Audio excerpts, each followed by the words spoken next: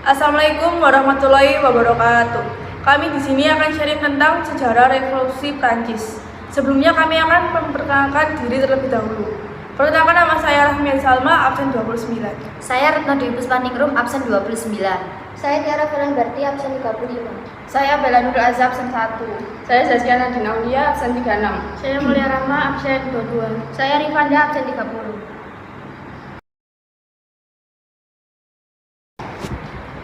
Latar belakang terjadinya Revolusi Prancis.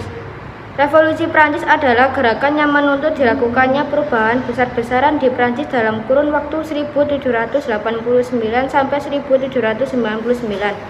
Revolusi ini ditandai dengan jatuhnya monarki absolut di Prancis yang saat ini diperintahkan oleh Raja Louis XVI.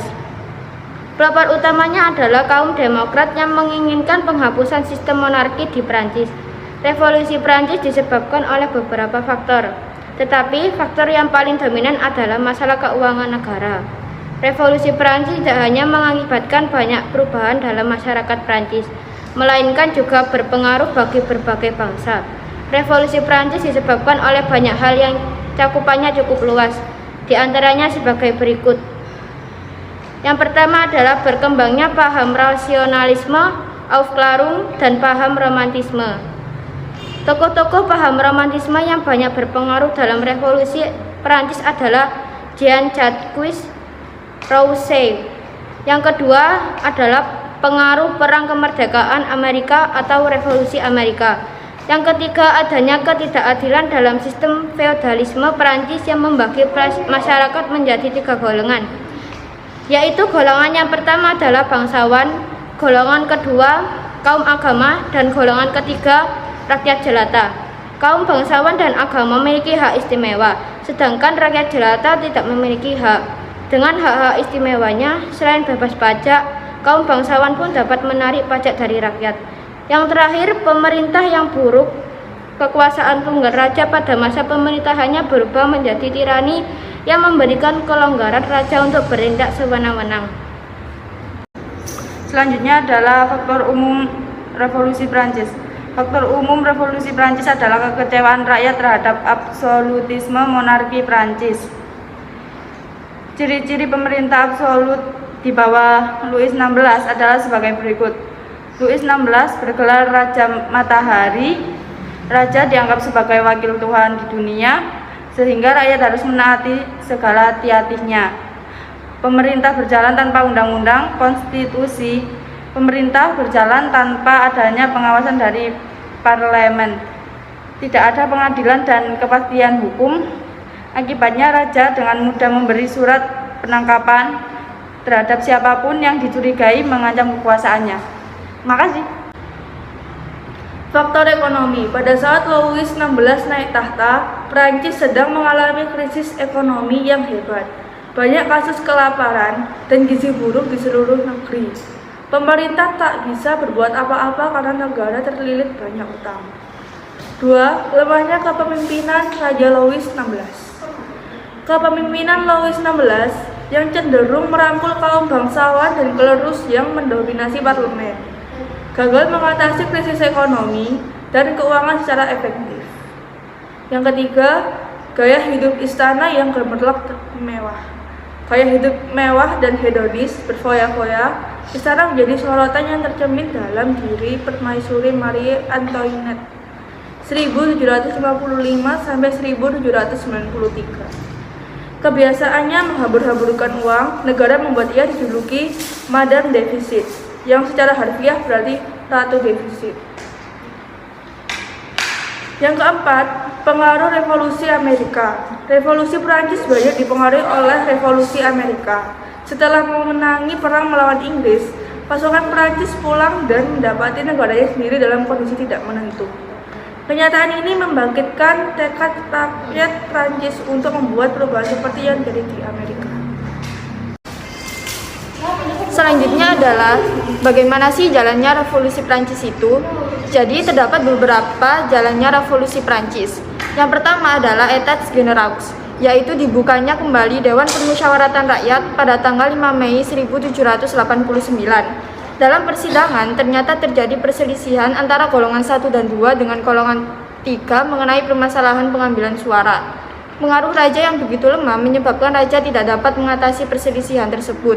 Akibatnya golongan 3 semakin berani untuk tetap beroposisi dan rakyat pun semakin bertambah percaya diri.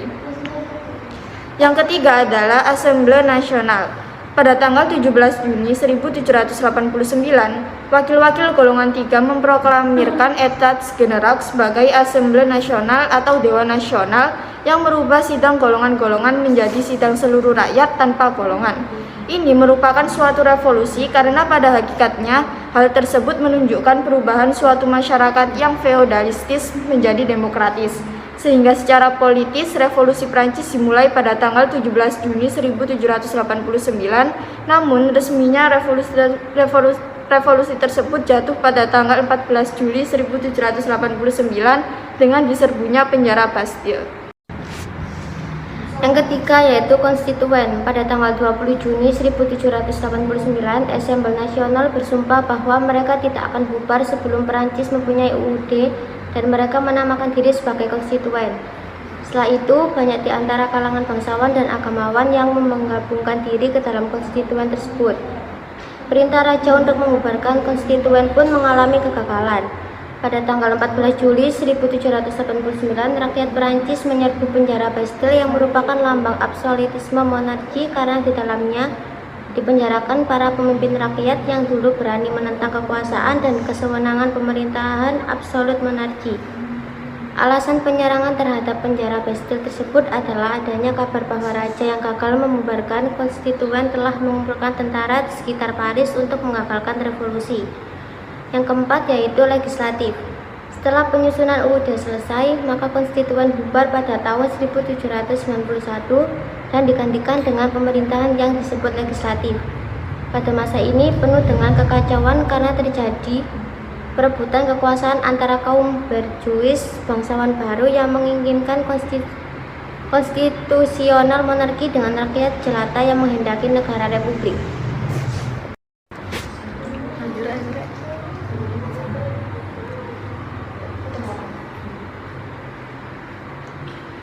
Yang kelima, Confederation.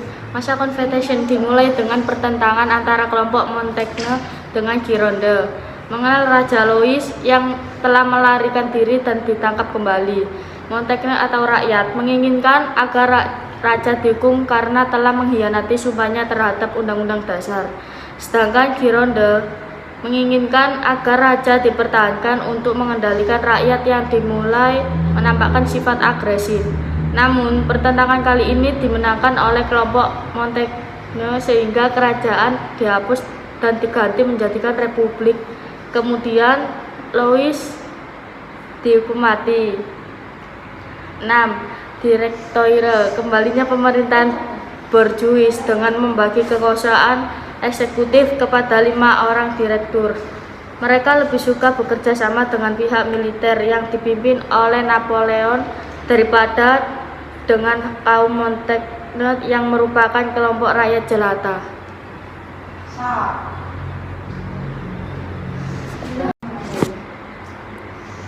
Yang ketujuh adalah konsulat. Sifat lemah dari pemerintahan Gironde yang korup dan tidak berwibawa menyebabkan rakyat menjadi apatis. Akhirnya pada tahun 1795 muncullah Napoleon Bonaparte sebagai seorang tokoh militer yang berani dan tangguh di medan pertempuran sehingga militer Prancis menjadi sangat kuat dan ditakuti oleh musuh-musuhnya.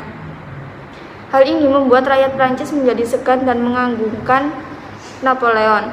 Pada tahun 1799 setelah kembali dari Mesir, dengan kekuatan militer Napoleon berhasil membubarkan pemerintahan direktur dan membentuk pemerintahan baru yang disebut konsulat.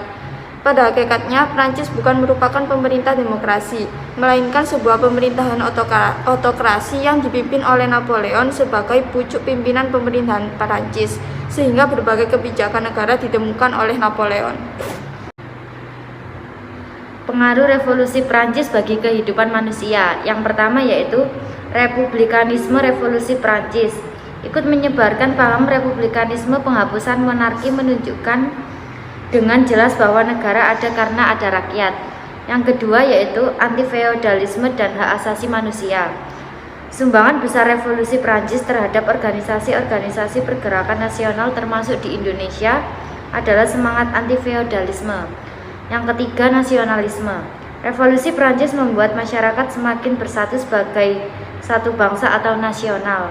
Di bawah Napoleon Bonaparte, nasionalisme terus tumbuh dan berkembang.